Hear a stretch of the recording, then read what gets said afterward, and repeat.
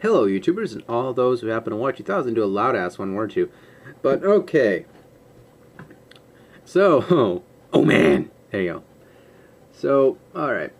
A couple things I want to talk about today. The press conference in Amsterdam, as well as a very generous package by a fellow YouTuber. I'm going to break into the packages quite first. Now, again, I opened this up because I was half awake. I wasn't thinking at first. I looked down, I was like, oh, because I thought it was something else. Because I purchased like a GBA game for like really cheap, and I thought it was that at first. And I opened it up like, oh wait a minute, and I looked at where it came from. I was like, so I didn't even realize it. I was like, uh-oh.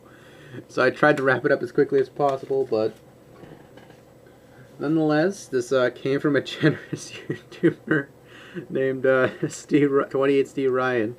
I butchered the envelope because I thought it was something else. I apologize if the suspense was ruined a little bit. I feel really bad about that now. Alright.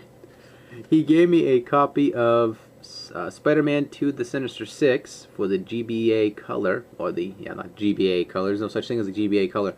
The Game Boy color. And you know something really interesting about this case? Oh, the cart. It's not the normal transparent cover. Now, this is something I would assume is from Hong Kong because of the backing on it is kind of risque, as well as the cart just says game on it. And I don't see, I mean, I see Nintendo on there, but again, I'm not sure. I mean, it probably is a legit card. I'm probably just 100% wrong, but either way, it plays in English. There's no English involved whatsoever. This is a full ported cart. I believe this is either UK or United States based, or NA based. But again, he gave me a nice little Christmas card, as well as a pretty fun game. I mean, yes, I know it's a bootleg, but as long as I can play the game like this, that's good enough, and it's the thought that counts. And on top of that, the game's pretty fun. I mean, it's actually very colorful. The controls are responsive as hell, which that's always a pet peeve for me. If the controls are not responsive within 10 minutes, I'm done. But so far, the controls have been really responsive. Got up to Mephisto, and I rage quit because I died a couple times because I didn't realize his pattern at first. I don't know what I was like, kind of like bractiously going into there and thinking I was gonna kill him, and I was like, wait a minute. And so you have to do his pattern and everything. But anyway. I'll be playing some of that after this video is done.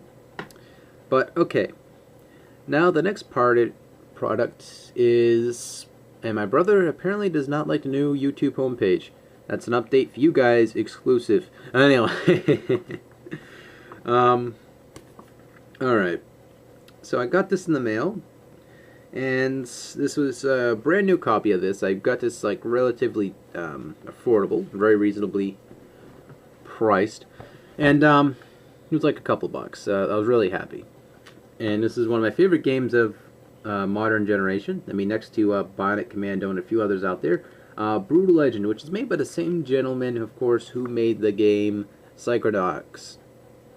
And I probably screwed that name. I butchered that name a tiny bit, but you guys know what I'm talking about. But, alright, this game is pretty much a full-colored guide. And includes, you know, pictures and pretty things and really full color. Really good cut pages, really thick. And it included a poster, which I'll show you. So I plan to either frame it or hang it, one of the two. Because such a nice poster should not go to waste. I'll show it to you. Pretty cool poster. I really enjoy it. Really glossy, and yeah, it's paper and everything, but you guys get the point. And on the back it gives you like artifact locations and all that, but I already pretty much I'm going to be going through the game after anyway and looking for all these. I'm not going to be looking at this. So I'm pretty much going to be ignoring the back of this and probably just hang this up. So nonetheless, pretty good book.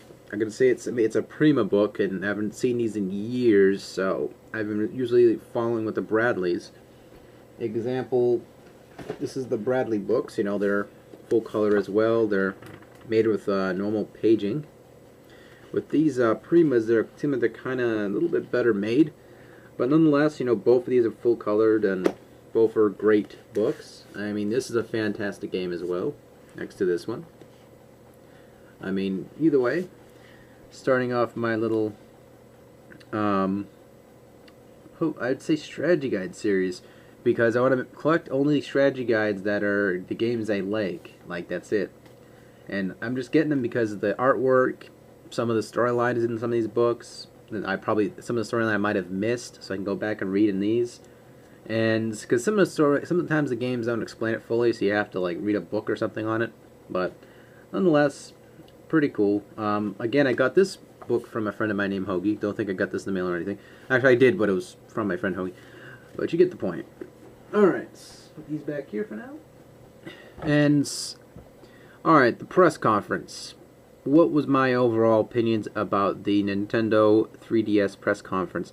Now, the only press conference that was streamed on the website was the UK one, or the one was hosted in Amsterdam. It was a pretty boring conference. I mean, yeah, you typically don't expect too many conferences to be exciting or that fun. It's supposed to be just a bunch of businessmen or a bunch of, you know, PR running around just saying, my mind is bigger than yours, you know, kind of thing.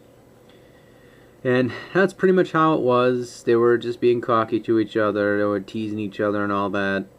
And it was just kind of a boring experience at first. Then it turned into a drastically boring experience. And by the end of the live feed, I wanted to slam my head through my desk. The main reasons why is that, yes, Ubisoft is notorious for their rehashes of titles that they already put out in the past. So, you know, you can't expect too much out of that. The Konami one was alright. It wasn't nothing too amazing. It was a typical PES soccer game in 3D thing. I was just like, oh god, I don't care.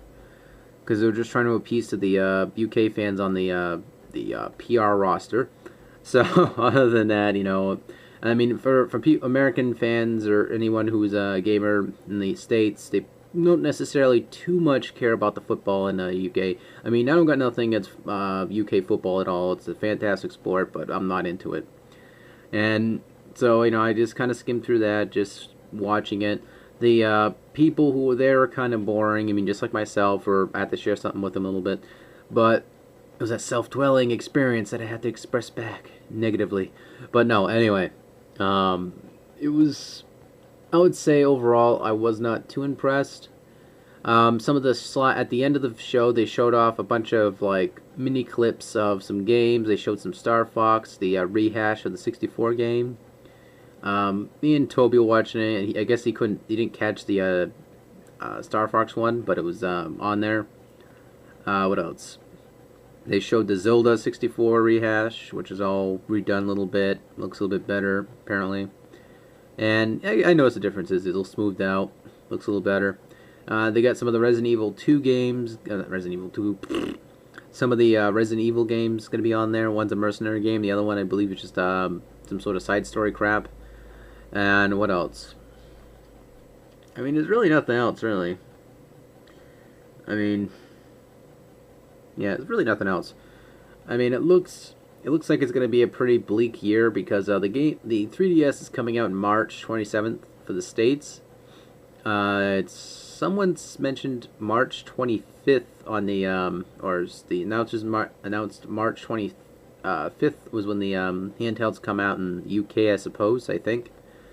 And you know, I was looking at all this, and so far I see the 3DS looks all right as a handheld itself. It looks very sleek. It has a, you know, it looks like it's an analog stick on there, so that's always a good thing. You know, that's something I was kind of looking forward to on the first DS. I mean, don't get me wrong. I think the first DS is fantastic. Really fantastic DS. Had this thing since it was launched a while back. Still works great. You know, granted, dead pixel right about there, but again, I really enjoyed this thing a lot. It passes the time by quite sufficiently. So, overall, I felt like the 3DS conference could have been better in the Amsterdam location. I mean, as for the United States one, I can't tell you anything about that because I couldn't see it, because I don't believe it was streamed at all. So, again, the translator in there as well, he was just looked like he wanted to go home. I mean, I was watching this. I'm thinking back of all the little pet peeves of the showing I was watching, and yeah, the translator guy looks like he was bored out of his brain. The half the guys that were talking, they were just very mellow, reading off cue, so they're kind of like slow as hell. They're just like, "소요다츠쿠네 고나 고스구나마 고르란타가마 이자 코노 카자모나 이나루 메토기 solid uja kamona gozena voda kenzakomona zukutaparuta. Yeah, I'm like rambling off from gibberish, but you know, they were just pretty much talking like really slow, like the audience was slow or something. They had to read slow for them. I don't understand why they could just sped it up for us or something. I guess we're trying to speak slow for the translator so he can understand it, but I don't know. It was an interesting experience, to say the least. I mean, it wasn't the best time of my life watching this, but again, whatever. You get to see some footage of Kid Icarus and all the other games mentioned, like Mario Kart again is going to be put on this platform, and that's pretty much it. I mean, nothing too enlightening, nothing too amazing. It isn't going to be like the mind-blowing experience for Ubisoft's perspective anyway. Some people probably going to get excited about the Splinter Cell that's coming out for that one, but again, I'm not too enthusiastic about their lineup at all. Capcom Street Fighter game they're coming out with, I didn't really care too much. I just wanted them to go away. Unless they're coming out with something like Lost Planet or something like that for the DS, I didn't care. That's how I felt. But, alright, other than that, you know, it was probably not the best press conference in the world, but whatever. But, other than that, I hope you guys enjoyed this, and as always, I'm putting up more video footage soon.